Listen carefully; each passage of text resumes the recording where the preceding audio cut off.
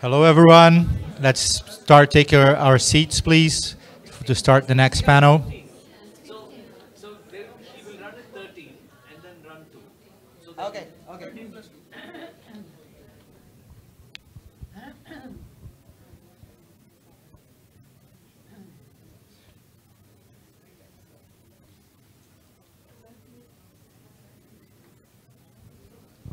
And is in here or shall there?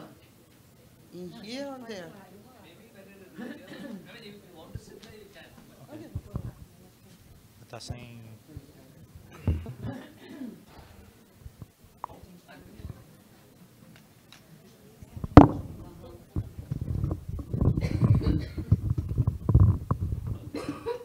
Yeah, that's fine. It's fine.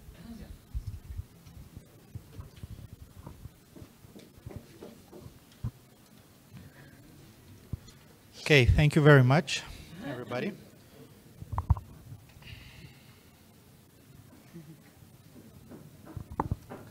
Tá com programa? Tá com programa?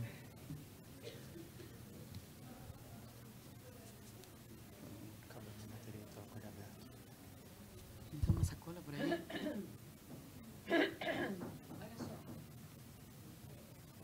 Oi?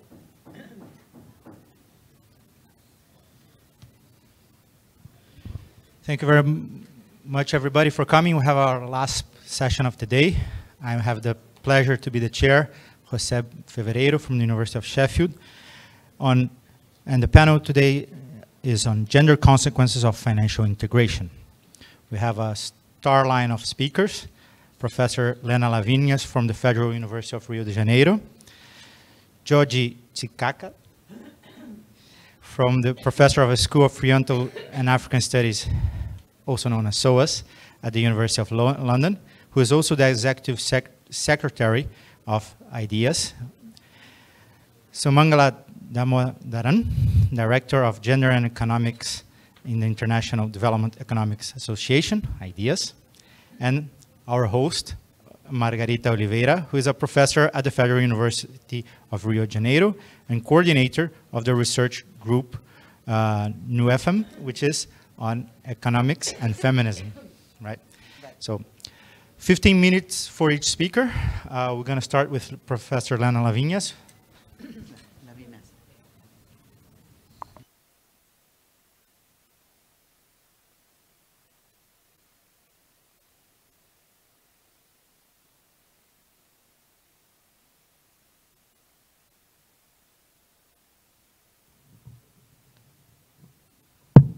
Good. Thank you. Good afternoon, everybody. I'm delighted to be here. I would like to thank the event organizer for inviting me to be in this panel. It's an amazing audience, and it's also the occasion for me to reunite with friends, so thank you again. I had a pneumonia 2 weeks ago, and I think I got, it was a bit cold at lunchtime, and I started coughing again. So I'm going to try to go through my presentation, but if I have to stop, I apologize in advance. So the topic of the panel is tricky, gender consequences of financial integration. I thought a lot about how to approach this vast subject marked by sharply divisive discussions and ended up opting for a very specific focus that, I hope, will provide some insights on how to consider gender within the scope of reforming the international financial architecture from a feminist perspective, a challenge, in my view, that still remains to be addressed. A feminist perspective does not mean simply pairing men and women based on their presence and so-called equal opportunities. Parity is relevant, but it's not sufficient. Feminist critical theory, precisely, breaks away from binary approach to gender, which have, over the last 30 years, co-opted the concept, using it as an instrumentalized, simplistic, and schematic way.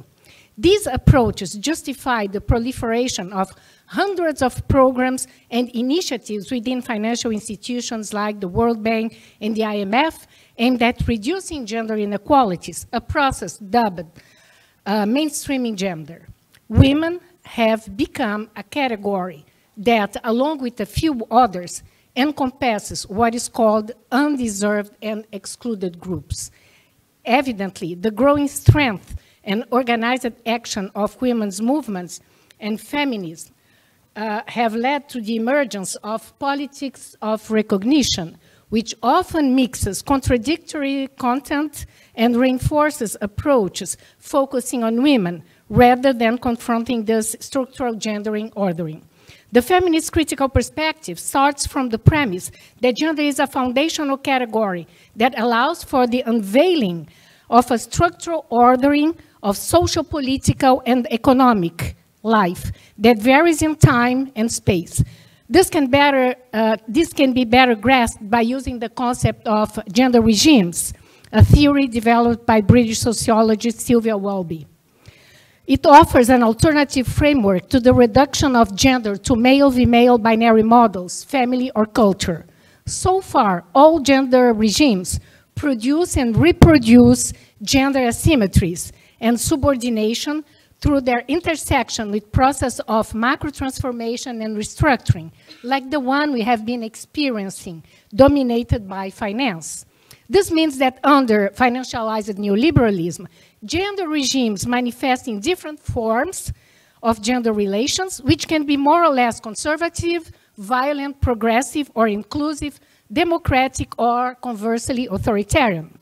Although I acknowledge variations in gender regimes, meaning that changes in gender relations don't take the same single linear path everywhere and even across classes, I would like to address today how financialized neoliberalism, in the name of inclusion, has seized the rhetoric of gender to push further predatory financial practices and drive indebtedness, also creating new asset classes that are far from tackling gender inequalities throughout their spectrum with any chance of genuine transformation. This is one of the gender consequences of financial integration that gives our panel its title. Sorry.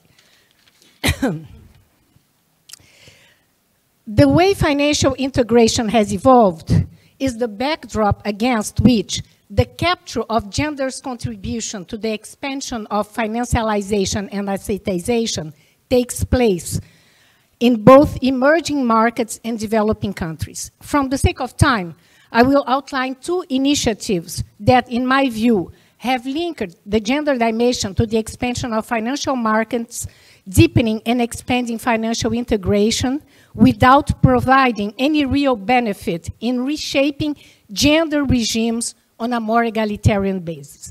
A recent evaluation report by the World Bank Group on the effects of their 80-year financial inclusion interventions beginning in 2014 acknowledged the difficulty in determining which initiatives have benefited the excluded and helped people exit poverty, including women.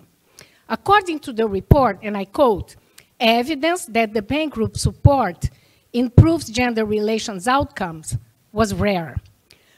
They attribute the lack of evidence for what they call the beneficial use of financial inclusion to failures in outcome data collection. The issue is thus considered methodological.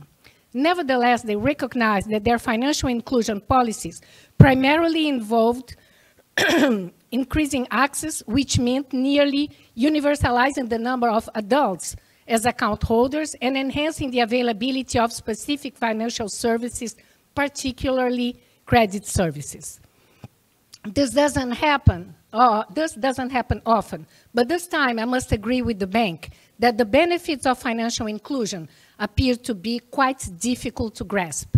However, it's not surprising that they neglected to mention how significant the harm has been caused by a surge in mass indebtedness that underpinned the expansion of credit markets in the Global South, overwhelmingly impacting women, notably poor and low-income women and disadvantaged households.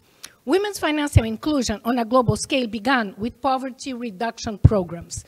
From the turn of the century, cash transfers underwritten by the state developed as a crucial form of social provision and quickly became the bulk of social policy in countries where social protection schemes were either non-existent or deficient.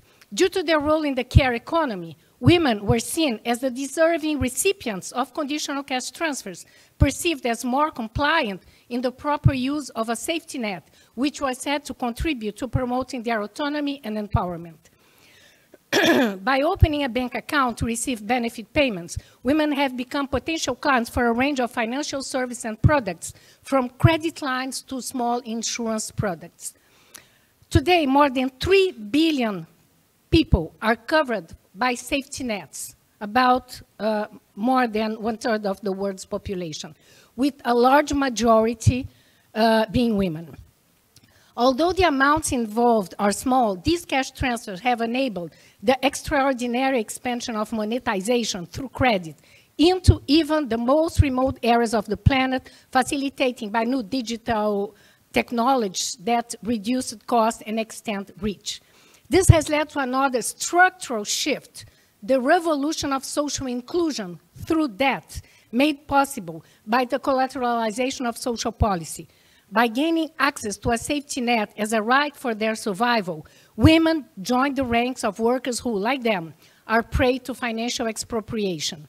Women in the Global South are at the forefront of this process, which, given its characteristics, suggests that they could hardly have experienced empowerment and autonomy. Instead, they are entrained in new relations of dependence and expoliation.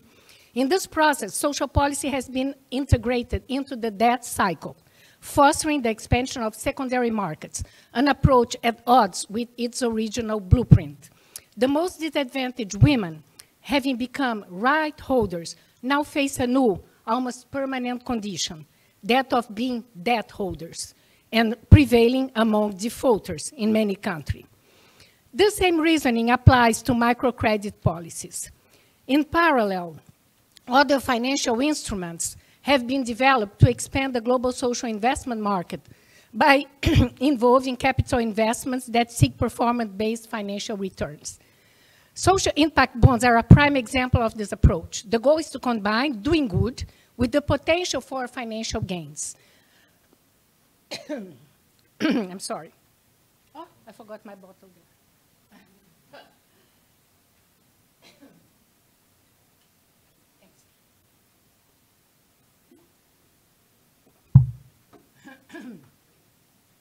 Excuse me again.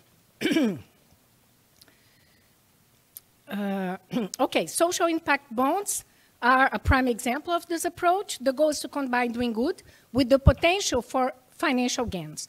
Instruments that originally financed projects and policies with environmental impacts, the green bonds, have extended their focus to include social goals, including critical areas such as health, labor rights, education, and of course, gender equality. And now we have gender bonds. The issuance of gender bonds is the latest trend. The stock market has embraced the concept of gender bonds with unprecedented confidence. The first bonds of this type were issued in 2013 when the IFC introduced the Banking on Women Bonds program for $268 million. The goal was to promote financing for entrepreneurial women by financial institutions. This program was later incorporated into the IFC repertoire. In 2017, the Insurance Group of Australia, QBE, became the first private bank to issue bonds targeting investors willing to allocate resources to companies aiming to reduce gender inequalities. In Latin America, similar bond issuance have occurred in countries such as Panama and Colombia. For instance, the Brazilian Stock Exchange became the first in the world to issue $700 million in sustainability-linked bonds in 2021. These bonds were committed to creating a diversity index and increasing women's leadership in capital markets. We can ask if this were really fundamental.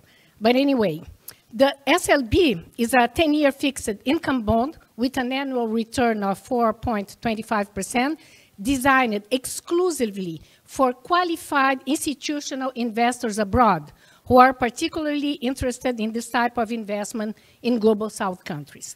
Regarding state issuers, the Bank of the State of Chile issued 3 women bonds in international markets between 2016 and 2020 in proceeds allocated to finance projects led by women under the Grow Entrepreneurial Women program.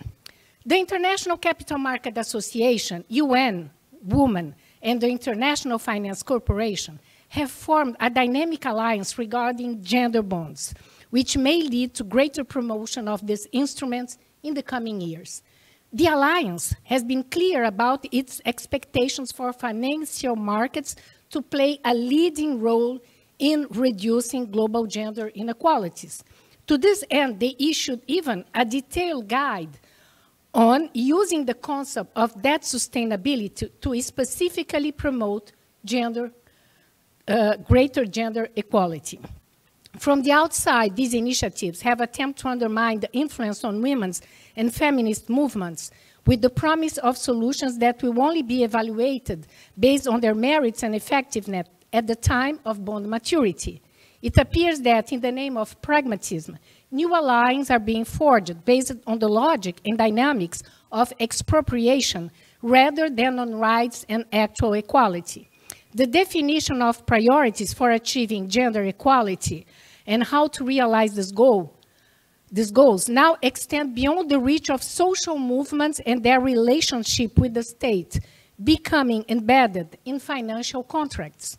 Consequently, the struggle for equality moves from the realm of public budget disputes to the balance sheets of financial institutions. Moreover, as Juan Pablo Boholavsky and I discussed in a recent paper, one of the problematic aspects of gender bonds is the relationship between international finance and the regulatory sovereignty of countries. The more public bonds are tied to specific policies and reforms, the more influence investors may exert on domestic policies. In other words, the form of private conditionality could potentially turn investors into de facto regulators, even though regulation typically precedes the issuance of a bond. We are witnessing unprecedented opportunities for profit extraction and financial expropriation under the guise of gender equality.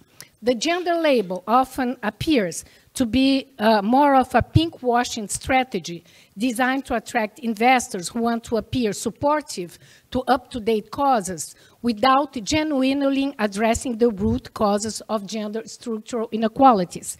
These strategies frequently ignore the policies recommended by feminist scholars and civil society to promote genuine gender equality, should not be subordinated to claims and financial interests.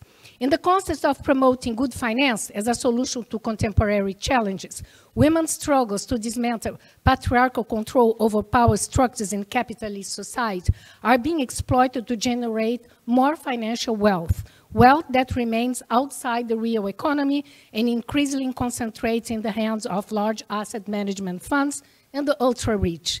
This means interest-bearing capital invades the social reproduction sphere, a critical arena for agency and collective power. It also instrumentalized the positive agenda of gender equality, allowing the logic of capital valuation to overshadow values like freedom, solidarity, autonomy, and human rights. By appropriating the rhetoric of feminist movements and the legitimacy of the struggle for gender visibility and recognition, Boholavsky and Rulli describe what they call the performativity of the gender approach. This strategy transformed gender into an asset, turning gender policy into platforms for capital accumulation. Creating financial instruments that guarantee returns through interest and promise a regular future income streams highlights the need to expropriate rights in the value production sphere to generate the surplus value necessary to support these instruments in the future. Women will again be disproportionately affected by job flexibilization and precariousness as they face lower wage and are concentrated in low productivity sectors such as the care economy, where the quality of attention and care cannot be measured through productivity criteria. Gender has become an asset that now contributes to the remuneration of capital ownership, and this troubling cycle must be broken. Achieving this is neither simple nor straightforward, given the dominance of finance. Therefore, I propose that this meeting serve as an opportunity to create a permanent forum to develop a framework for genuinely addressing the intersection between gender regimes and the objectives guiding the reform of the international financial system. We must do it to confront this big pro-finance alliance that are run by international multilateral organizations, private interests, and global finance. For now, in my opinion, we remain ill-prepared. So let's see if we can move forward. Thank you.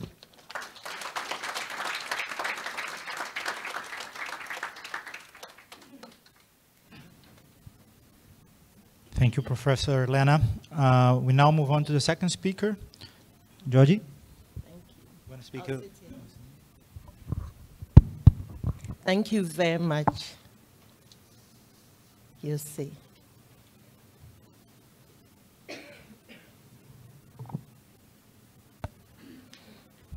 So I'm really pleased to be in this conference on the reform of the international financial architecture.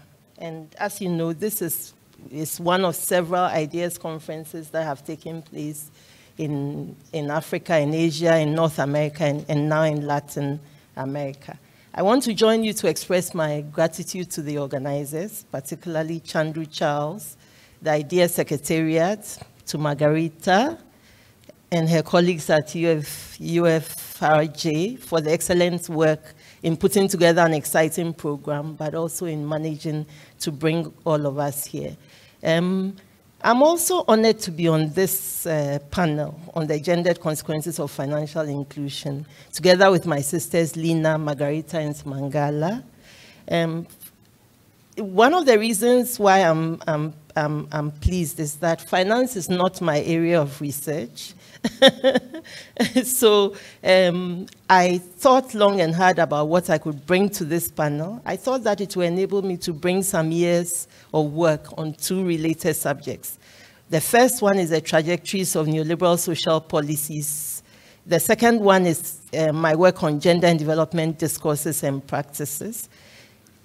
I thought I'd bring these two in conversation with the subject of financial integration, which is clearly one of the elements of the international financial architecture that we've been talking about. So listening to Lina, and I'm not, this is not a platitude, many of the things I wanted to have been said in her presentation. I'm not sure what this leaves me with. So if I repeat myself, this is the reason.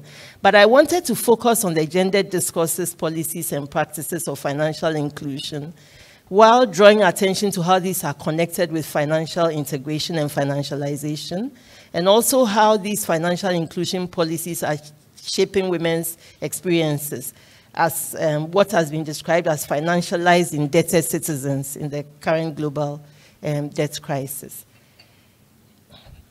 As an introduction, I'll say that it's difficult to look at the question of gender and financial integration without examining the relationships among financialization of capital, monetary policy, financial integration, and financial inclusion. And I think Lina's presentation shows those linkages very clearly. I just would like to sum up to say that I argue that from looking at the literature, financial integration among countries, financial inclusion of people, the financialization of capital, and monetary policy are clearly interconnected and mutually reinforcing.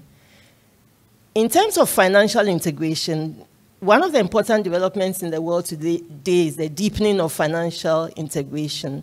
And much of the literature on this, the mainstream literature, considers it beneficial.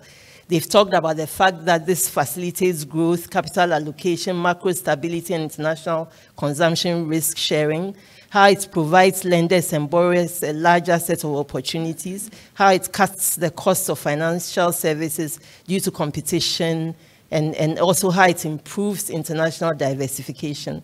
But from what we've been talking about and the review of studies that have been done, there's no general consensus about how to actually measure these benefits, and also no unambiguous and clear-cut evidence on the macro and welfare benefits of integration. Instead, what we have is a large body of work which has been pointing to the fact that financial integration is not a neutral process. It doesn't have a level playing field among the countries, between regulation institutions and countries, between countries and banks and transnational corporations. That literature also suggests that the Global South countries are experiencing the sharp edge of financial integration, and it has robbed them of their policy autonomy, making them rule takers, no effective policies for addressing financial contagion and crises such as pandemics, climate crisis, and debt crisis.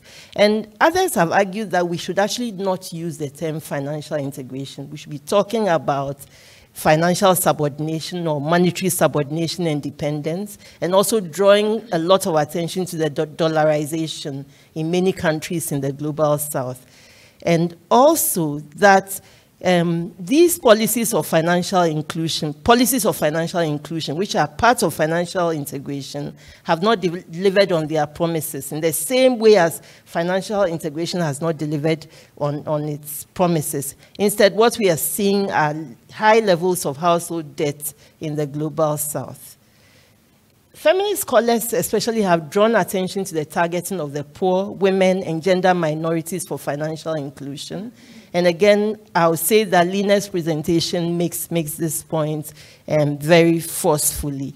And Adrian Roberts has argued that this is actually part of a project of transnational business feminism, which frames gender equality as smart economics and as compatible with the neoliberal agenda of privatization, deregulation, and financialization. And that this global, feminism, this transnational business feminism, is actually an alliance among liberal feminist scholars, policymakers, and businesses. And she argues that the set of instruments and programs targeted at women have failed to deliver economic empowerment as promised because of two factors. One is the failure to address fundamental questions raised by financial integration, financialization, and the global financial architecture. And secondly, the failure to address fundamental problems of gender equality and social reproduction. So in this brief presentation, I want to focus on the literature which discusses three instruments of financial inclusion, which are directed at women. The first is microfinance. The second is microfinance combined with entrepreneurial training, which has become very, very topical. And the last being cash transfers. I'll limit myself to a discussion of how the implementation of these instruments in the context of financialization is actually reinforcing unequal gender orders and deepening financial capital's ability to profit from women and the poor. In the time left for me, I want to talk about gender differences in financial inclusion, just to make the point that there are gender differences in financial inclusion. And this is what has created the gateway to make arguments about the need to bring women into financial inclusion. Secondly, I want to speak a little about the discourses underpinning the drive, basically the debate between the liberal feminist literature and in the policy documents of the World Bank, the ILO, and so on, versus the feminist political economy, radical feminist political economy discourses. And then I want to look briefly at these three instruments I mentioned and say a few words about what we could do about it. So account ownership in the world has increased by 50% in the 10 years spanning 2011 and 2021, from 51% of adults to 76% of adults, and 71% of adults in developing countries. Between 2017 and 2021, the average rate of account ownership in developing countries increased by 8 points, from 63% to 71% of adults. And in sub-Saharan Africa, this expansion stemmed largely from the adoption of mobile money, as opposed to banking in conventional banks. What is remarkable about the recent increase is that it's widespread across developing economies, in contrast with an earlier period of growth, which mostly took place in China and India. another point to note is that the gender gap in account ownership across developing countries has fallen to 6% from 9 percentage points. And this statistics is presented in the Global Findex report of 2021. The second point about financial inclusion is that adults making and receiving financial payments grew from 35% in 2014 to 57% in 2021. And in Sub-Saharan Africa in 2021, 55% of adults had mobile money accounts, and is the largest share of any region in the world, more than 3 times larger than the 10% global mobile money account ownership. And this is spoken about as a huge opportunity to better serve women, poor people, and those traditionally excluded. However, the Findex report says that this has not translated into well-being, and only half of the adults with accounts could access extra funds within 30 days. And in spite of all the benefits that are touted, it's mostly family and friends who are the first line source for 30% of adults in developing countries. And women and the poor are less likely than men and richer individuals to raise money. In terms of financial inclusion, is that what I have left? Plus two. Okay. Okay, so to move on to financial inclusion, there's a lot made about its benefits, and some of the benefits are thrown around quite carelessly. The idea being that women who have accounts, for example in the Philippines, were found to have increased household decision-making power and shifted their spending to household goods relevant to their needs, such as washing machines, or that women in India, in the India government work programs, had increased their financial control, influenced gender norms preventing women from working, and incentivized to find employment compared with people paid in cash, or that in Kenya, women-headed households spent 15% more on nutritious foods after receiving free savings accounts. That these isolated examples are put forward to make the case about why financial inclusion is made for women, tells us what basically we are up against. Now, we have to situate those claims within a broader critique of financial inclusion, which is now hegemonic developmental discourse in the global south. We know it emerged from the commercial microfinance industry of the 80s and 90s. Mohamed Yunus's bank and so on were very influential in this discourse. In the 2000s, after decades of inconclusive evidence on its poverty alleviation potential, it was rebranded to promote financial inclusion. And financial inclusion has been integrally linked with the financialization of social policy in the literature as well. What's important about financial inclusion, in addition to the points Lina has made, is that it signifies a further retreat from universalism and decommodification, because individuals are now required to purchase public goods. And social policy has also become narrowly perceived as a social risk management instrument, with little regard to the fact that endemic poverty, given how widespread and serious it is hardly a risk to be managed. It's not just about shocks. And so it's focusing on transitory income shocks rather than looking at the structural determinants of poverty. In terms of feminist discourses about gender and financial inclusion, there are two broad contradictory camps, as I've already mentioned.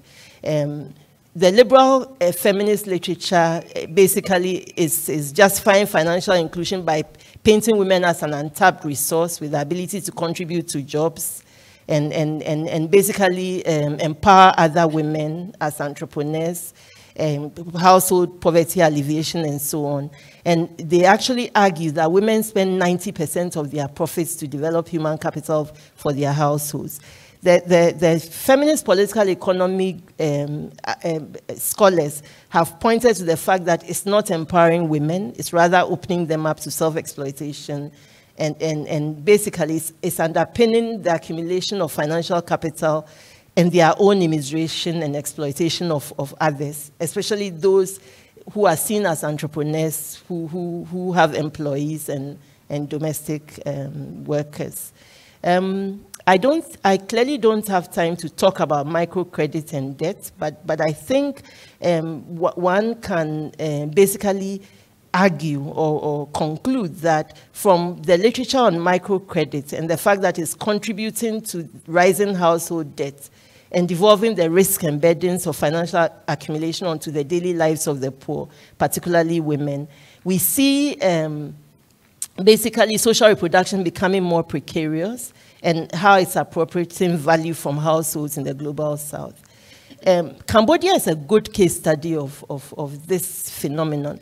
I was really startled to read that 3/4 of all households in Cambodia actually have been extended microcredit loans, and that Cambodia is also highly dollarized. In July 2019, dollar-denominated deposits made up 84% of the money in the country. Between 2010 and 2021, the ratio of private debt debt to GDP grew from 27% to 140% in Cambodia. And the average micro loan is $4,280, is the highest in the world. And basically, half of households, between a quarter and half of households were struggling to repay this debt. In terms of the entrepreneurship agenda, it's very clear it's being critiqued on 3 counts. One, the fact that it promotes the necessity of masculine traits for good entrepreneurs, the fact that it's naturalizing feminized and reproductive labor, and thirdly, that it's reproducing class relations through entrepreneurship, empowering elite women, legitimizing their relations of servitude with domestic workers and so on. So what should we be thinking about going forward? I don't think it's an accident that the world is seeing transnational business feminism on the rise. It's linked with the dominance of neoliberal policies and the growing financial integration and financialization. Also, gender inequalities in the ownership of bank accounts can easily be used to justify the kinds of policies that one has been critiquing. So it will require a concerted effort beyond the debates at the level of ideas, because I think there's enough of a joining of debates about financial inclusion and its gender dimensions. But I feel that liberal feminism's actions need to be taken more seriously and an effort made to counter them. And it requires not just critique, but policy proposals emanating from heterodox feminist positions for advocacy and for implementation. And that's why I like Lina's proposal about that forum, to begin to think about concrete proposals and going beyond critique. Policy proposals need to return to the following ideas: that social policy is the responsibility of the state and a fundamental question of the public provision as investments in the rights of citizens.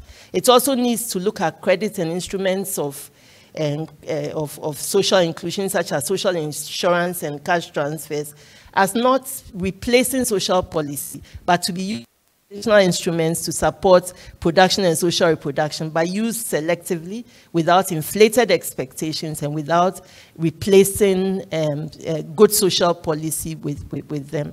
And also to ensure that the issues of public and private debt and their interconnections become part of the policy debates on the debt crisis and the way forward. This requires alliances between feminist scholars and economic justice activists, a deeper alliance and need to develop clear responses and financialize social policies in order that we can actually begin to address gender inequalities instead of basically hiding them under the carpet. Thank you.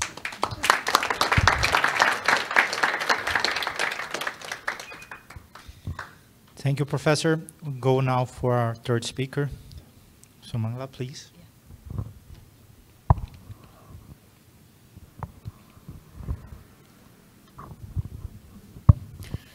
Yeah, thank you very much for this opportunity to speak at this panel, and thank you to Chandru, Jayati, Charles, Marga, all the organizers.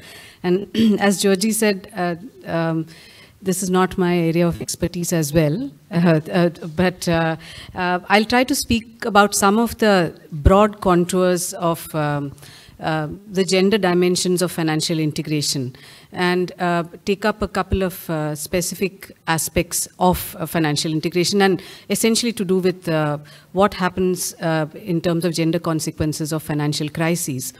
Now, it's been said for a very long time, and there is a very vast literature on the fact that the structural features of the global economy, such as capital volatility, various kinds of crises, currency hierarchies, and associated vulnerabilities have distinct gender consequences. This has been said for a long time. There's a lot of very, very extensive research and evidence on this. But what is perhaps not as emphasized in the dominant literature is that realities of gendered existence, with the relationship between paid and unpaid work, the needs of social reproduction, the gendered nature of employment, all these are actually reflected at the core of the monetary and financial system, so that the structure of the global economy itself is gendered. So gendered assumptions underlie financial and macroeconomic policies. So the relationship between the paid and unpaid segments of the economy, between the formal and the informal sectors, between the domestic and the internationalized sectors of the economy are critical in the way in which the economy is visualized, not just in terms of a gender impact.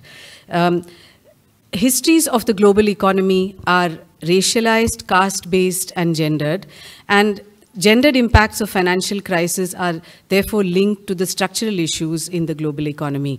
And this is what feminist economists have been trying to point out for some time now. But in the literature, in the dominant economics literature on financialization and gender, this kind of fundamental causal relationship is very rarely acknowledged. So when we talk of the gendered impact of international financial integration, we need to discuss the gendering of the economy, both at domestic and global levels, gendering of the financial architecture, gendering of the impact of the financial crisis, the gendering of the policy responses to the crisis, etc. I'm going to be focusing on two aspects. Sorry, I forgot about the... yeah. You just pointed that direction. Yeah.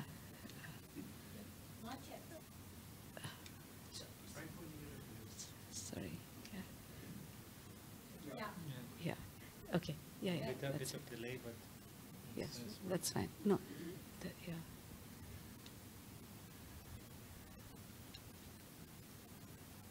This middle one? This middle one? Yeah. No, I'll stand here. I think I'll stand.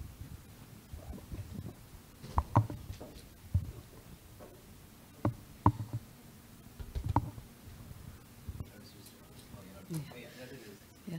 Is this okay? It doesn't respond. Yeah.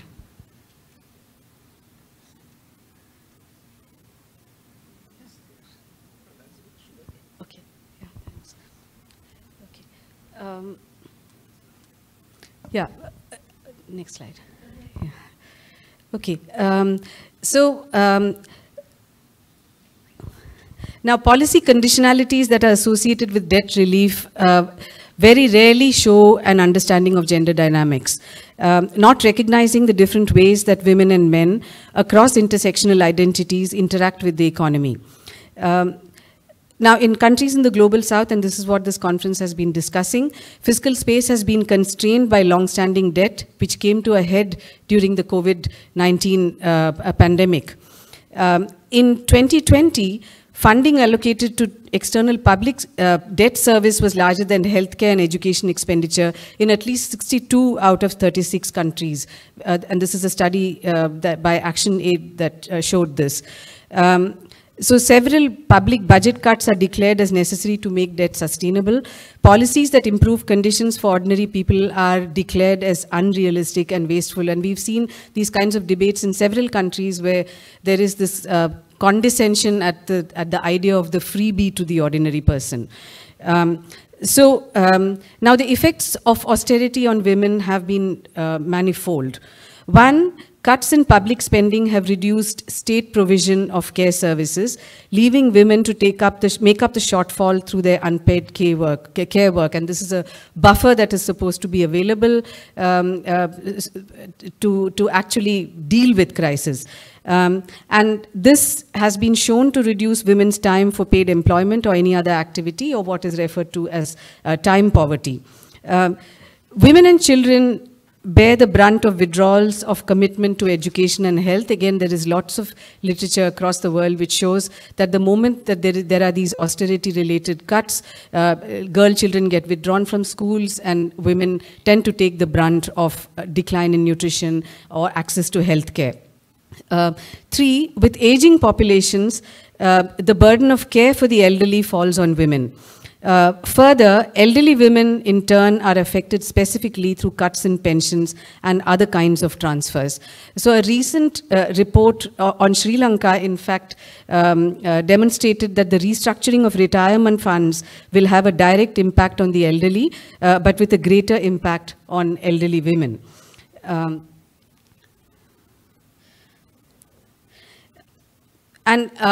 Austerity policies have also resulted in cutbacks in services that support women survivors of violence. Now, this is something that, again, is not routinely talked about in economic circles, but it has been seen that austerity has resulted in gender-based violence, an increase in gender-based violence across several contexts. So Sri Lanka and South Africa have been documented extremely well for this kind of evidence.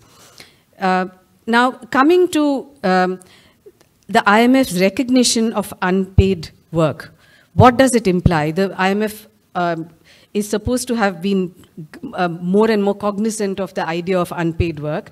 And in a 2019 IMF paper, it argues that reducing and redistributing unpaid work is a macro-critical issue. Because it prevents women from participating in the labor market and thereby limiting economic growth. Whilst there's been some change in rhetoric at the at the headquarters of the IMF, in countries, in developing countries particularly, the IMF continues to make the same arguments regarding austerity. So it's a harmful instrumentalist approach that fails to recognize the enormous care policy gap and that women already work much more than men, constituting about 76% of the 2 billion unpaid full-time workers. Now, one of the major aspects of IMF austerity policies is cuts to public sector wage bills. Even if it is stated otherwise, and often it's stated that specific, education and health will be kept out of public sector wage bills, in practice, frontline public sector jobs where women are in the majority, such as healthcare and education, there have been significant cuts. Now, 90% of nurses globally and over 70% of healthcare staff are women. Research by ActionAid and other organizations found that IMF austerity cuts in just 15 countries between 2016 and 2021 have blocked the recruitment of over 3 million nurses, teachers, and other essential public sector workers. Those are the kind of dimensions that we are talking about in terms of public sector wage bill cuts in health and education. And it's also been estimated that a 1-point rise in the percentage of GDP spent on the public sector wage bill in these 15 countries would allow for the recruitment of 8 million nurses, teachers, and other workers. Now, and there have also been all kinds of country studies, particularly by ActionAid. ActionAid Nepal has estimated that the country needed to employ about 67,000 permanent teachers. Most teachers tend to be on temporary contracts, and they are unable to do it because of austerity. Even if a gender lens is supposedly adopted across IMF organizations, operations, it does not address the overarching macroeconomic environment that is built upon structural and intersectional roots of gender equality.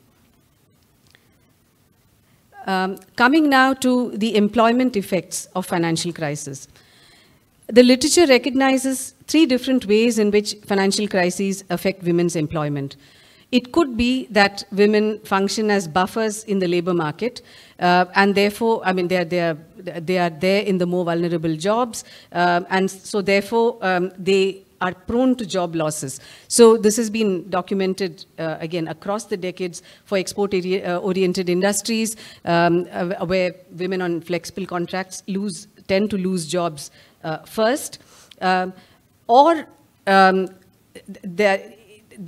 it could be that the contrast could be happening in other kinds of employment, where there's more stable employment in services, and this is in fact true for many of the advanced countries where the insecurity of or the possibility of job losses are greater for men than for women, because women tend to be employed in more stable jobs in service sector, even with wage gaps. So that could be the second effect of crisis, that if they're employed in more stable employment, for example, in the service sector, they are they're less prone to quick retrenchment.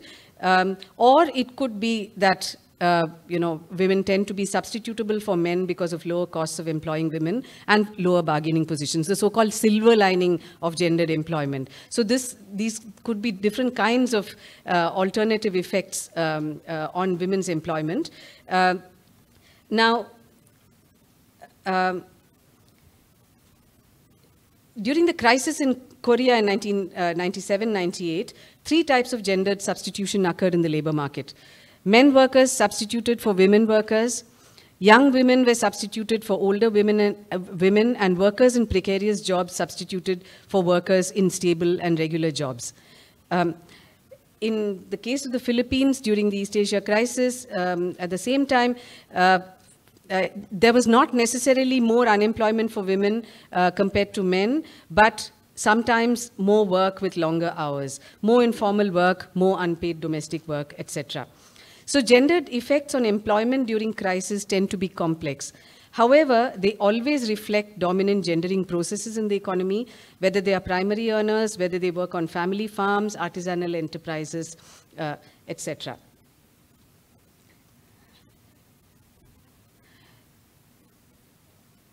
Finally, policy responses.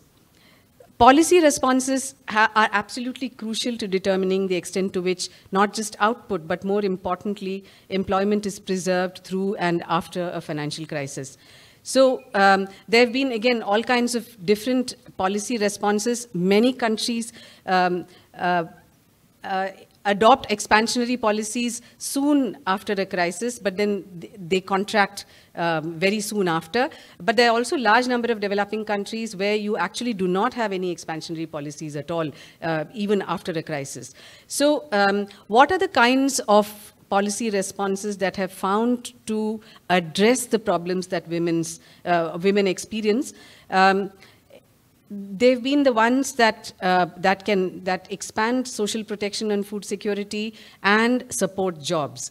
So there have been whole ranges of policies in different countries, such as social security tax reductions, increased access to health benefits, cash transfers, increase in the amount and coverage of old age pensions, and so on, which expand the social protection and food security net, even if it is for a short time. Or there have also been various policies which have been about job guarantees, measures for migrant workers, extension of unemployment benefits, and so on. Now, some of these policies have greater benefits for women workers. However, only a minority of countries have actually adopted such measures even immediately after crises. And not all such measures, when adopted, were sensitive to the requirements and conditions of women, and some even required more unpaid labor from women, although they were intended to alleviate their circumstances. So, however, when countries have adopted measures, however short-term or piecemeal they have been, they have witnessed improvements in overall labor market conditions and the specific conditions of women workers. So, to conclude and to reiterate, the gendered effects of financial integration are not just about looking at women as a category who are affected. Gendering processes have to be understood as fundamental to economic life and to the structure of domestic and global economies, and therefore inherent to the processes of financial integration as well as in determining its consequences. Thank you.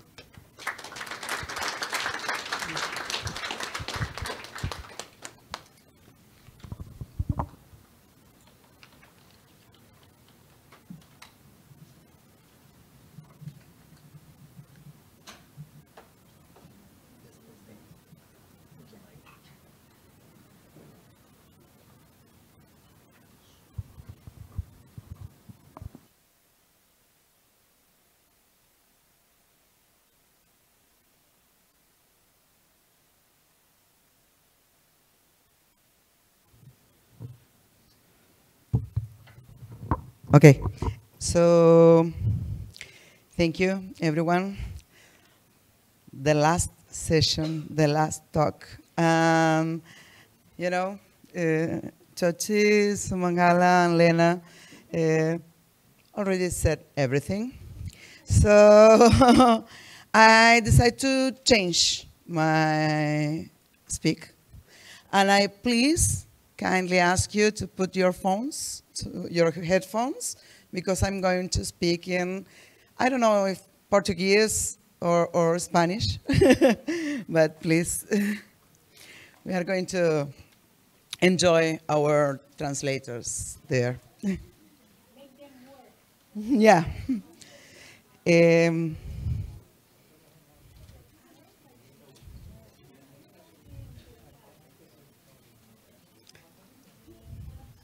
Are you okay?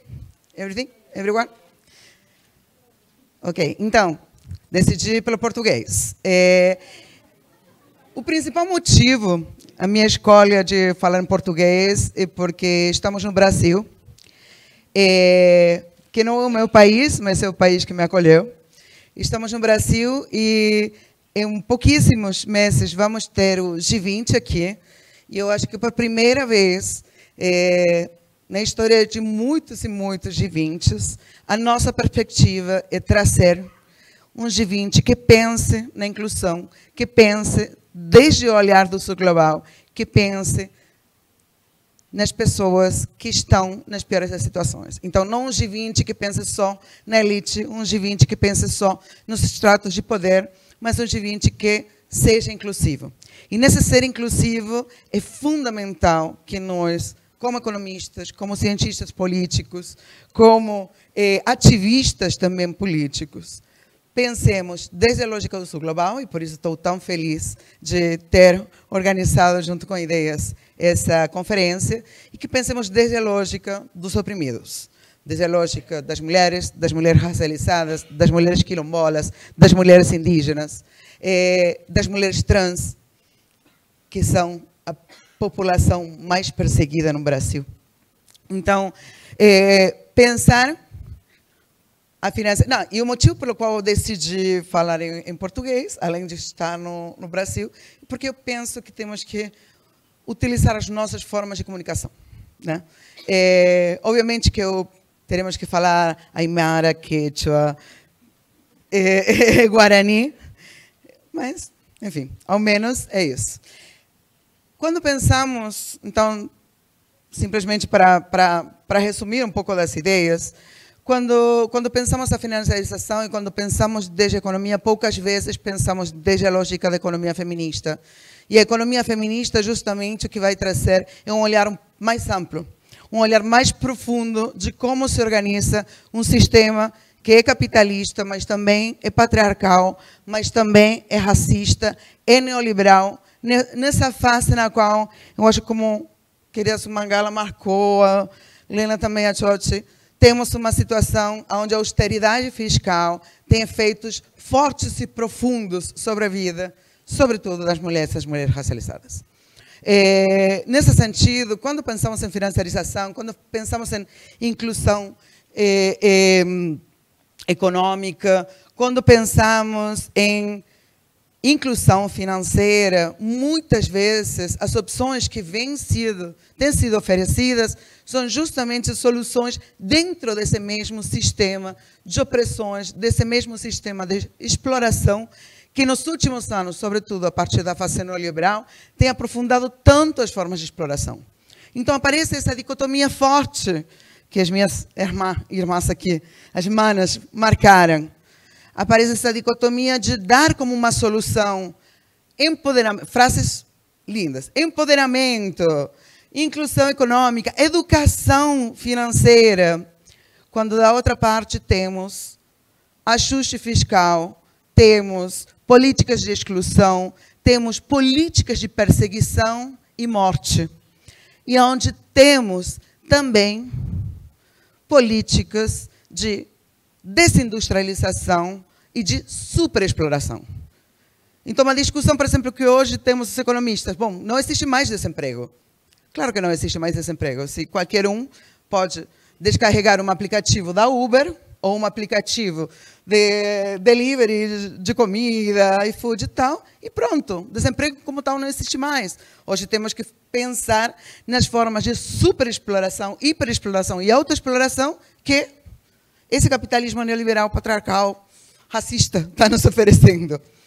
Nesse contexto, trazer essas soluções mágicas de, não, basta empoderar, não, basta explicar e ensinar a essas pobres mulheres como melhor utilizar os seus microcréditos, são soluções que são falácias.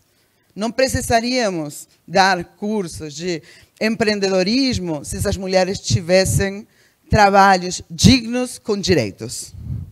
Não precisaríamos pensar em como integrar financeiramente se não tivéssemos estados que não se preocupam por reduzir essas enormes diferenças que hoje temos, também pela invisibilização dos trabalhos de cuidados, pela invisibilização do papel em que as mulheres socialmente somos colocadas, né? Então, eu queria, mais que nada, trazer um pouco essa reflexão. A minha ideia, a minha fala original era pensar como as formas de integração financeira afetaram particularmente as mulheres, sobretudo através dos processos de endividamento, né? Se fala em integração financeira, mas as mulheres estamos com dívidas, não com créditos, não com investimentos possíveis. Onde vamos investir se a grande maioria das mulheres estamos absolutamente superendividadas? E o principal motivo do endividamento desses lares chefiados por mulheres é para comprar comida, é para comprar medicina, é para pagar serviços sociais, serviços públicos, num contexto de um Estado que é cada vez menor, que cada vez vai se desfazendo e que cada vez tem menos recursos para cuidar da população como um todo. Então, nesse sentido, eu acho que temos que fazer uma reflexão mais ampla, porque hoje está pautado desse lugar. Eu acho que hoje tivemos a sorte que o G20 é no Brasil, que hoje tivemos a sorte que o G20 está sendo discutido nesse contexto. Então, temos que poder conseguir fazer uma reflexão que saia das normas da reflexão tradicional, mainstream, masculina, branca. Enfim, estou pensando aqui, né, só para somar algumas ideias. Então, temos que pensar e discutir mercado de trabalho e integração, temos que pensar e discutir endividamento, temos que pensar e discutir os efeitos dos impostos, os efeitos dos cortes nos serviços públicos, no fornecimento de serviços públicos, como a Sumangala bem marcou. Temos que pensar em tudo o que implica essa financiarização. Essa financiarização não é simplesmente, bom, temos mais possibilidades de investir em cripto.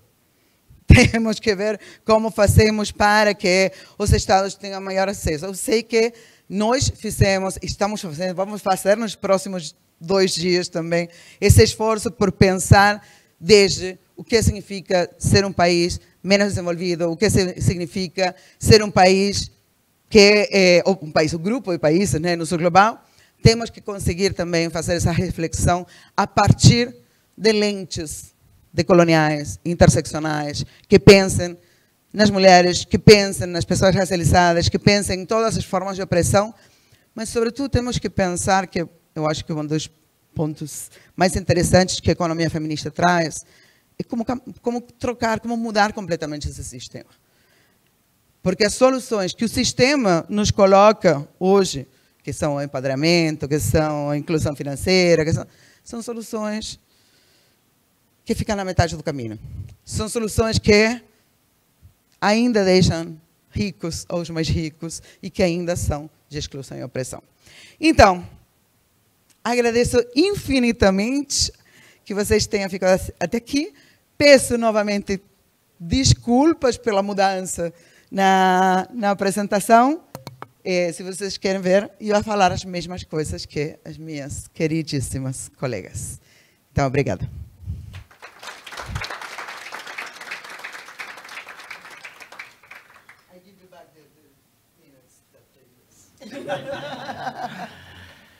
Thank you, Marga, for the inspirational talk from the heart.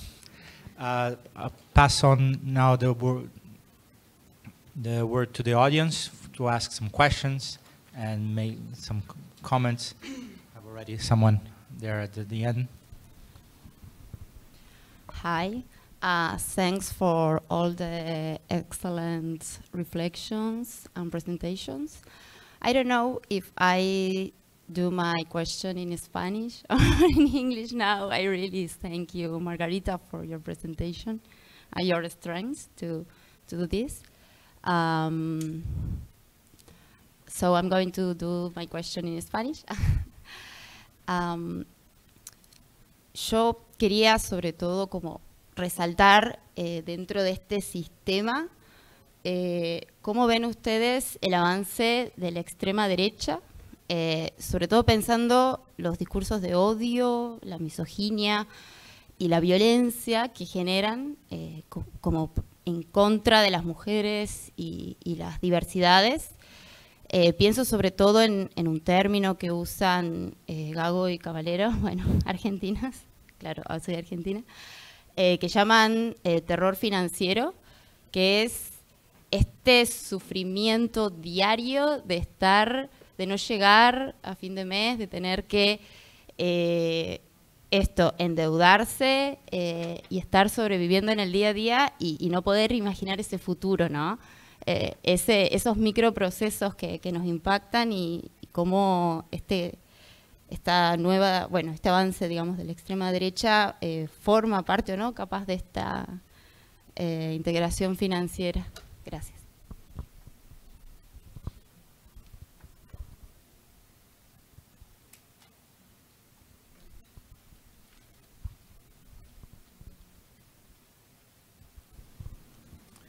Yeah, thank you for the really fascinating presentations.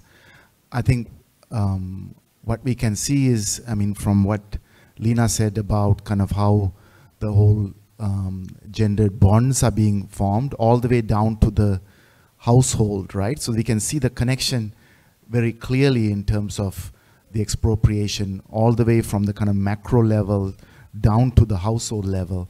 My question is then, the resistance to this, to what extent does it have to be at the macro level versus, or does it have to come from like rural movements at the household level to be able to take this on? I mean, the kind of financial circuit is very clear all the way down to the household and then back to the financial markets, but what about resistance?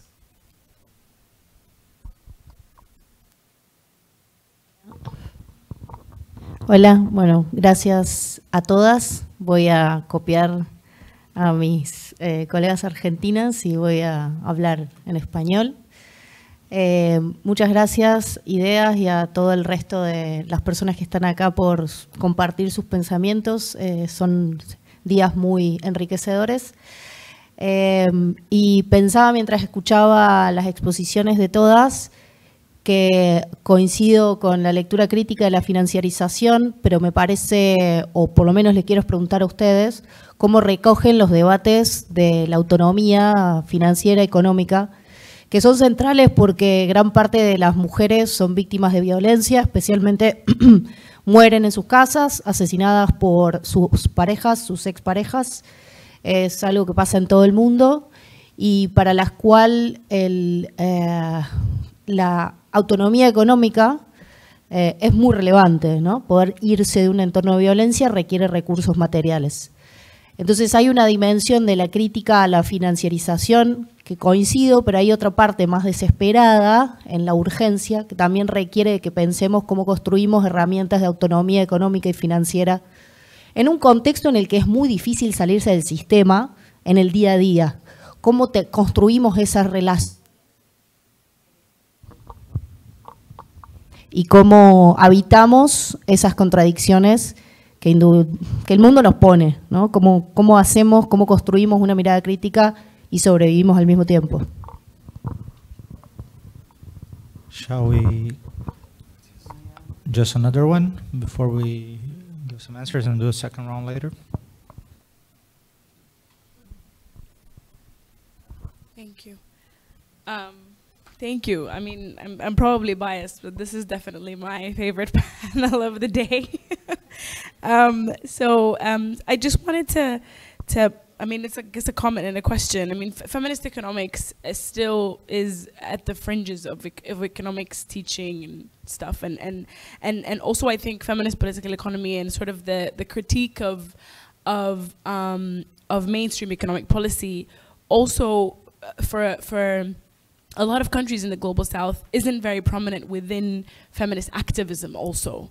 And I think that is, I mean, speaking about Sudan at least, that's definitely an effect of the effect of the neoliberalism on activism itself and on how, you know, people engage with movements and how they articulate their rights and how sort of what's happening with the economy is mystified and also appears to be a very intimidating place for a lot of feminist activists.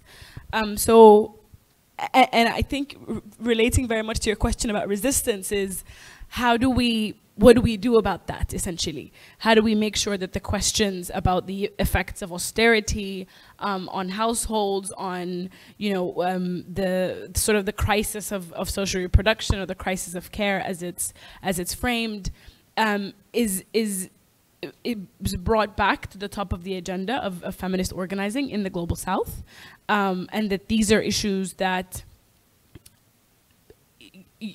you know, remain a priority, and that, you know, kind of what was mentioned in the initial presentation from Lena around the politics of recognition and how that alone is not necessarily enough.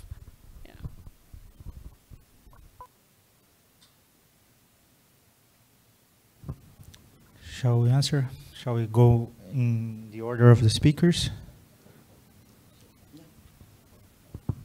So, if you don't mind, I'm going to speak Portuguese as well, just to join the majority. So, thanks for your understanding. Eu queria começar pela questão da extrema-direita. A gente acabou de ver o que aconteceu nos Jogos Olímpicos, onde uma mulher atleta foi vilipendiada e isso foi um argumento para o qual a própria Meloni, a primeira-ministra da Itália, veio a público. A Meloni, o Trump, todos eles. Por quê? Porque a questão de gênero é alguma coisa absolutamente subversiva e, portanto, sair da dimensão binária de como é apresentada uma sociedade de homens e mulheres tem se tornado um elemento fundamental no discurso da extrema-direita. E não por acaso há um questionamento dos direitos reprodutivos. Estados Unidos houve um retrocesso do ponto de vista do direito ao aborto. O Macron, muito esperto, resolveu colocar, por força da pressão do movimento feminista na França, o aborto como um direito constitucional, gravado na Constituição Francesa de 1789, para mostrar a importância de como algumas dimensões do ponto de vista da reprodução social e, portanto, a autonomia do corpo das mulheres passa a ser uma arma usada pela extrema-direita.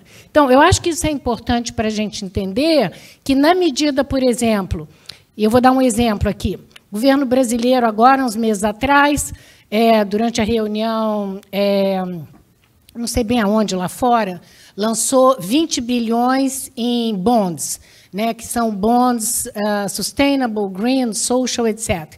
Qual é a ideia?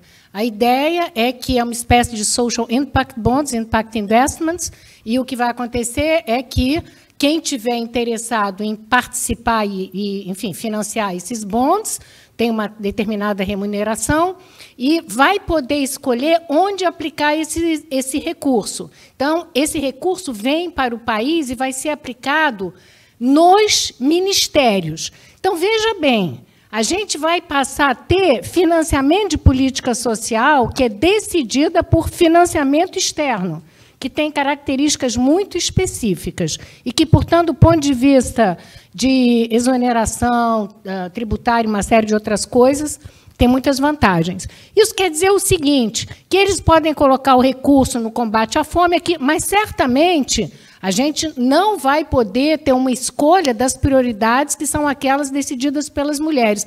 Nem onde o dinheiro vai ser alocado. A gente vai começar a ter uma setorialização, uma territorialização. Tem um lugar no Ceará onde as políticas são melhor implementadas, são mais eficientes. Eu quero que ponha o dinheiro lá, etc. É uma fragmentação total da política social. Então, o que a gente tem que entender é que essa lógica neoliberal, como disse a Margaret Thatcher, a maior vitória dela foi fazer a cabeça de quem? Do Blair, né? E de lá para cá é o que nós temos, é uma esquerda que se tornou neoliberal, o movimento dos trabalhadores sem terra no Brasil hoje tem bonds no mercado, não é isso? A gente pode comprar. Todo mundo quer ter retorno financeiro. A filantropia nunca foi importante no Brasil. Hoje tem filantropia, por quê? Porque vai-se para as comunidades pobres, nas favelas, se empresta dinheiro em torno de um retorno financeiro, com empréstimos. Então, está valendo a pena ser filantropo no Brasil, não é isso? Porque antes você tinha que doar, agora você investe. Então, existe uma mudança estrutural, substantiva, não só na compreensão do que é o financiamento da política pública, mas no lugar da política social, que está deixando, de fato, o orçamento, onde existe a disputa no Congresso, nos parlamentos, pela alocação de recursos, e estão sendo privatizados e transferidos justamente para as balance sheets dos investidores institucionais, etc.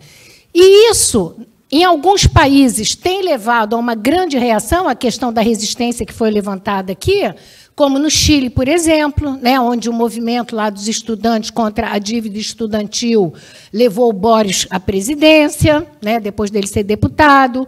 Nos Estados Unidos, onde a gente tem um grande movimento organizado contra o superendividamento das famílias, inclusive também com a student debt, né, que é o strike debt, que chama, organizado em todos os Estados Unidos. Eu acompanho pela internet os debates, se fala de tudo, de moradia, de dívida com saúde, etc.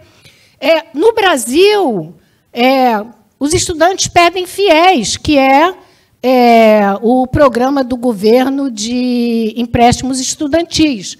Hoje, 88% das instituições de ensino superior no Brasil são privadas, 88%. E 77% de todos os alunos de ensino superior estão em universidades privadas. Não estão no ensino público e, portanto, sujeitos a contrair empréstimos e pagar com juros. Sem contar que quem financia isso hoje, através de plataformas, são fundos de private equity, fundos de investidores, tem o Zuckerberg, tem milhões. Eu não vou colocar aqui a lista, porque é uma coisa absolutamente sem fim. Então, o que a gente tem que entender é que, em alguns lugares, a gente avançou no sentido dos próprios movimentos sociais reagirem, como na Espanha, a gente tive com a questão da moradia, a essa lógica de expropriação financeira. No Brasil, tudo isso tem um discurso, inclusive um discurso à esquerda, de que isso é a forma de inclusão social. Então, vamos só dar um último exemplo, para eu não ir mais além. O governo agora, recentemente, o governo do ministro Haddad lançou um grande programa chamado Desenrola, que é para eliminar o grau de inadimplência das famílias, né? Tem números variados, tem gente que diz que tinha 70 milhões de inadimplentes. Segundo o Banco Central, tem mais ou menos 90% dos adultos hoje que têm conta em banco e mais ou menos 70 e tantos por cento têm uma dívida. Mas os números do grau de inadimplência variam muito. O Banco Central diz que é alguma coisa em torno de 10 milhões. Tem gente que, através de survey, diz que é em torno de 70. O ministro foi para a televisão e chegou numa conta aí de 38 milhões. O que o governo faz? O governo cria um programa, que é um problema, cria um programa voltado não para resolver o problema do endividamento das famílias, que é estrutural e hoje insuperável, mas ele se apoia no que aconteceu durante a Covid. O que aconteceu no Brasil durante a Covid? O que acontece na África? O que acontece em vários outros países? Quando houve aquele bailout das famílias, em vez de fazer o bailout das empresas, as famílias no Brasil que receberam, 67 milhões de pessoas que receberam 4,5% do PIB, elas fizeram o quê? 45% de todo o dinheiro foi direto para o mercado financeiro, pagar as dívidas para poder voltar a se endividar. Portanto, para reduzir o grau de exposição, para poder negociar a dívida e voltar a se endividar. E o governo agora fez exatamente isso. O governo liderou, junto com os bancos e com a Bolsa de Valores, a B3, o Stock Exchange, ele liderou um programa para eliminar a dívida de milhões de brasileiros, e ele pensava fazer isso em 3 meses, custou a fazer, e, evidentemente, isso foi necessário porque, no ano anterior, a rentabilidade dos bancos havia caído com a retração da demanda por crédito de consumo, porque hoje a maior parte da dívida, da renda que os bancos obtêm através de juros vem das famílias e das famílias pobres de classe média, que são aquelas que se endividam. Porque eu, evidentemente, eu sou credora, eu tenho títulos da dívida pública, não é mesmo? Agora, quem se endivida é quem não tem. No mesmo ponto, hoje, a lógica de que tem que ter retornos financeiros, todo mundo está indo para a Bolsa. O pessoal vê, esperando que a Bolsa suba, mas com os juros da Selic a 10,50, fica difícil a Bolsa subir. Mas existe toda uma lógica que a gente pode ter retornos financeiros em tudo. Então, inclusive nas classes populares, ter uma casa virou um ativo, não é mais ter uma casa, ter um pequeno aluguel. A lógica de assetização é uma lógica que hoje atravessa a mentalidade dos setores populares, da classe trabalhadora e de todos.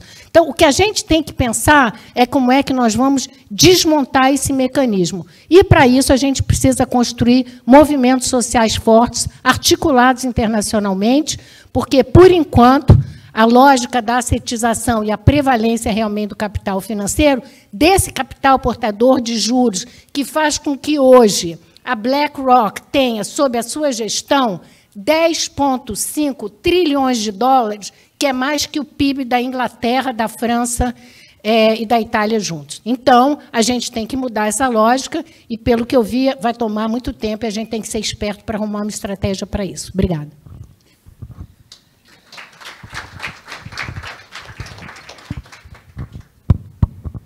Thank you very much. Thank you very much for those really interesting questions.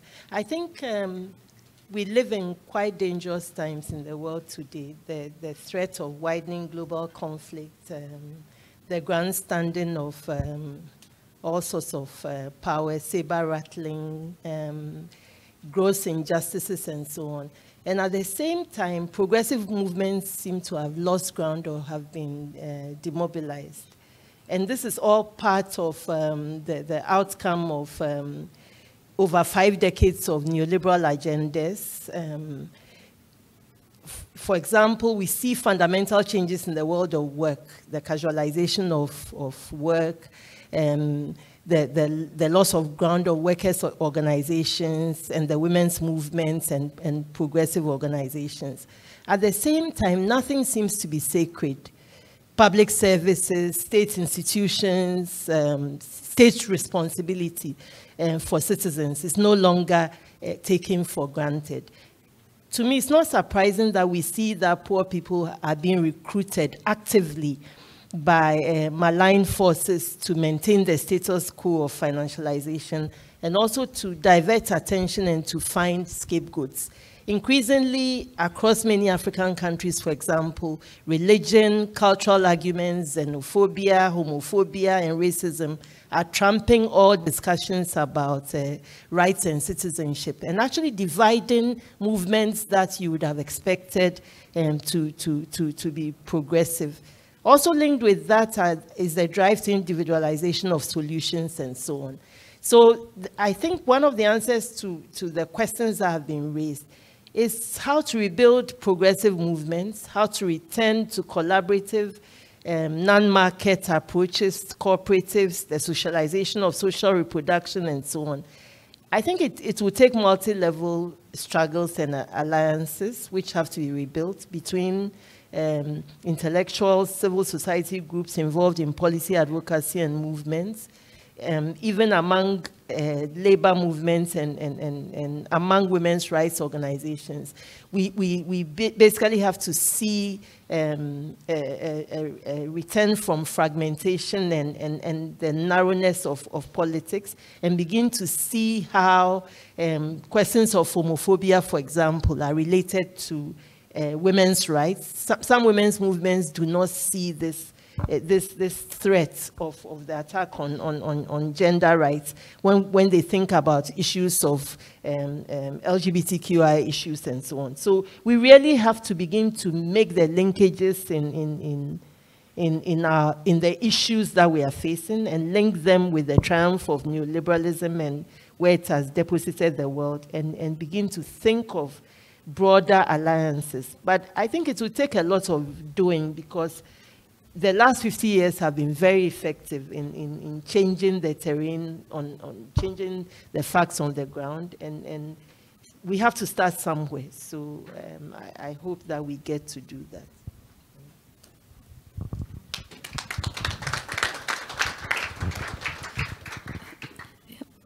I'll just address this question of economic autonomy and violence that you're talking about. The women's movement has always talked about economic autonomy, and so somehow it appears as if it's only the financial inclusion discourse which refers to economic autonomy of women. So that really is what needs to be challenged. And there are women's movements, organizations which do challenge it. But as Georgie said, it's very fragmented. And it's much less powerful than what the women's movement used to be in the 80s or the 90s. So, and at that point, the idea of economic autonomy was about jobs and about equal pay for equal work, and and things like that. Not about some illusory money in a bank account which might never come through or might not be used for any proper purpose, and which will not lead to debt. So in some sense, it is a political project to go back to the discourse of economic autonomy, which always existed as far as the women's movement was concerned. And this is also, I think, related to the question of resistance. I mean, I definitely remember a time from the 80s and 90s in India where economic discussions, I mean, so, issues that had to do with the economy were part of the women's movement. And there were strands of the feminist movement which would question that and say, is this really a women's issue? Is it really a feminist issue? So, for example, when there were any number of mobilizations that took place when there was price rise, that inflation is a women's issue. And these also constituted some of the very big debates within the feminist movement in India. And the alliances between the women's movement and trade unions and so on, which also then expanded into more global kinds of alliances, which then also found a place in the World Social Fora at various points of time. Now, all those have got fragmented, but it's not that we don't know that politics or those experiences have not been there. It is the point of being able to recreate the urgency of that kind of politics, but with also, I guess, being able to bring in issues which are contemporary, which might appear different, but which perhaps are not as different as before. Thank you.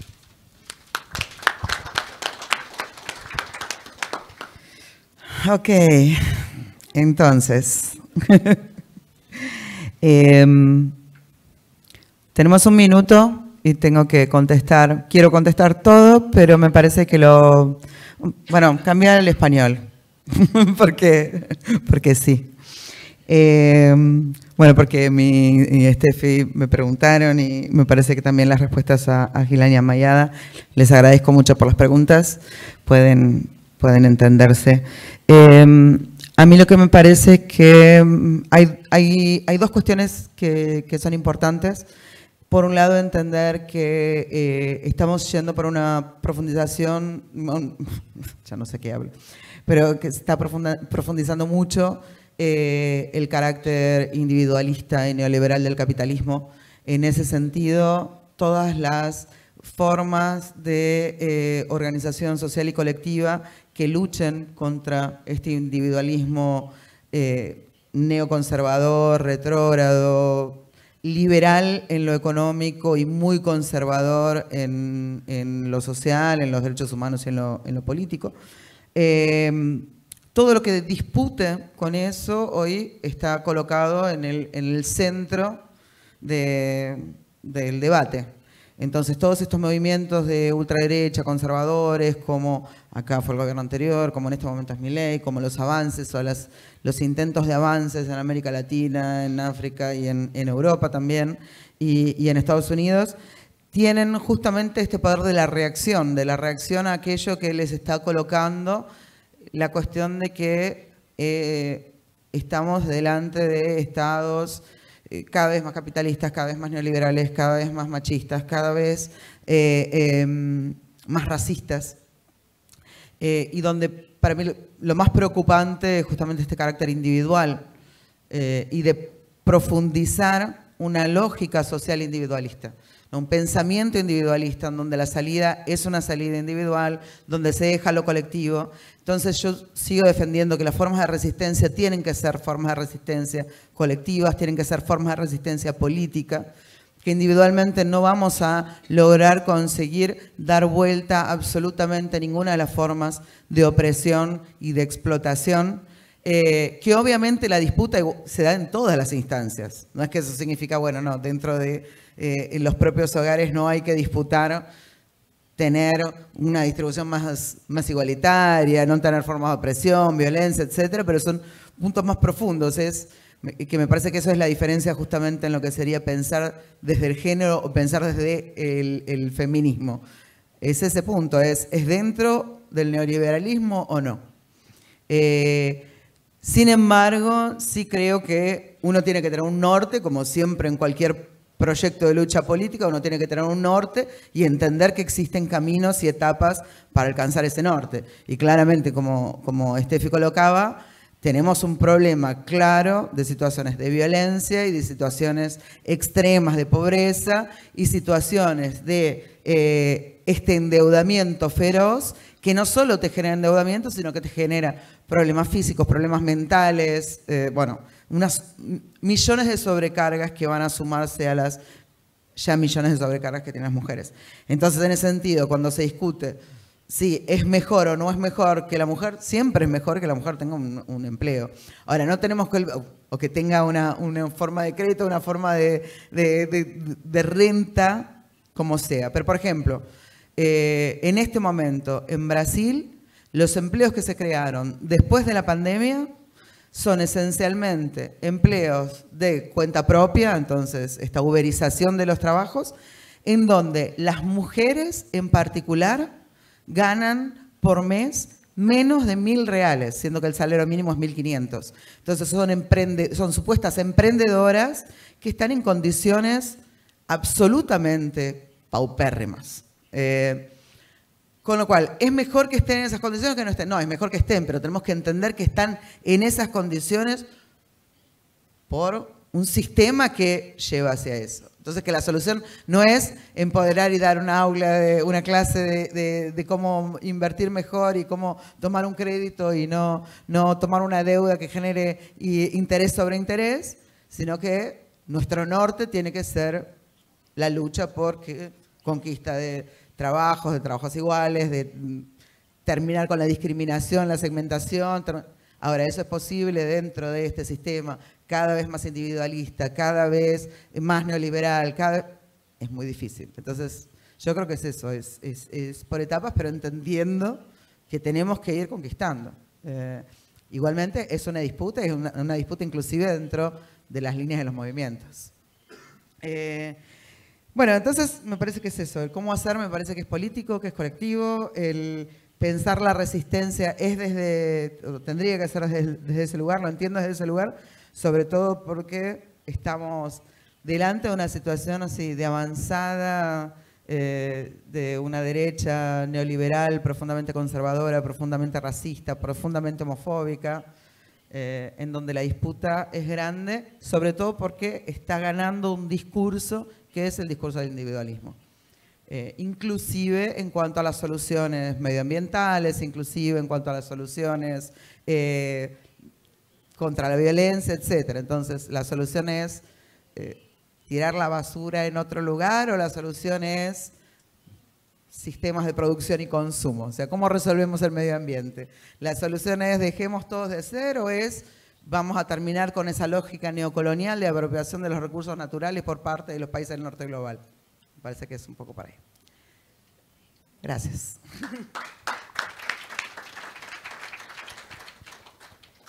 Thank you very much. The session is now closed. But yes, leave these here, and we have now. Don't forget. We need to give them back. All of them. Okay, so please leave the disappearance on the headphones. If you took the headphones, put this device. If you took the headphones, put it inside the device again. Now, as I said before, we have the screening of the film, The Tax Wars, and which is going to be at 7, so we have plenty of time. There is going to be some wine and refreshments outside before the film. Thank you so much for this magnificent first day.